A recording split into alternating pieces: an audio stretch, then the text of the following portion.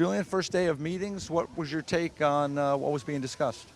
Well, my breakout group was mostly focused on player safety.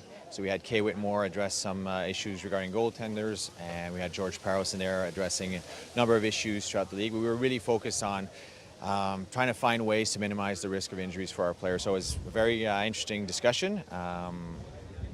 I look forward to hearing what the other guys did in their groups and see what came out of their breakout sessions. What do you think we are with player safety now? This department has been around now for, it's getting close to 10 years now. So where do you think we're at with it in terms of the day-to-day dealing with the things that go on in the league? I think it's come a long way. The player safety concept and the people that run it have both been phenomenal. But it's ongoing work. We'll never get to a point where we've prevented every injury we could have prevented. It's, like I said, every day or every season we're going to be looking at ways to improve safety, new ideas, whether they're from technology or the game evolves as well. And, new issues come up that, weren't necessarily issues before.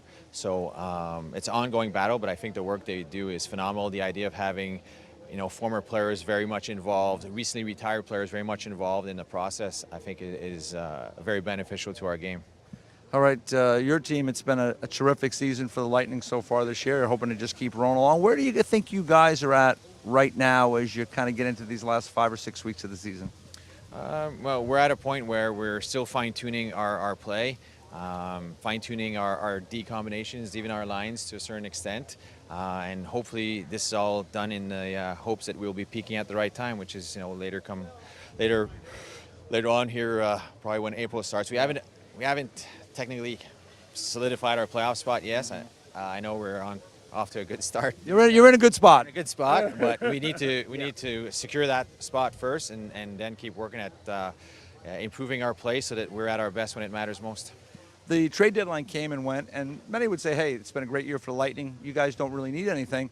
Were you guys trying to do things? I know you guys are always trying. The managers are always trying to improve their teams. Was there something you might have been close to that you just couldn't pull the trigger on? No, we looked at, literally, we looked at everything. We tried to find out every scenario where we don't achieve our ultimate goal this year. What are the risks, and how could we address them prior to the deadline? Ultimately, we weren't in a position where something was presented to me that made sense, where I could say, this gets us closer to achieving our goal. So we ended up not doing anything in terms of pulling a trigger on a transaction.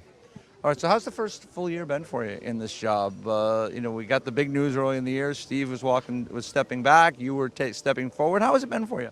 It's been enjoyable. I think that's the word I would use. I get to work for the best owner in sports, Jeff Hradek. He's a phenomenal owner, just phenomenal.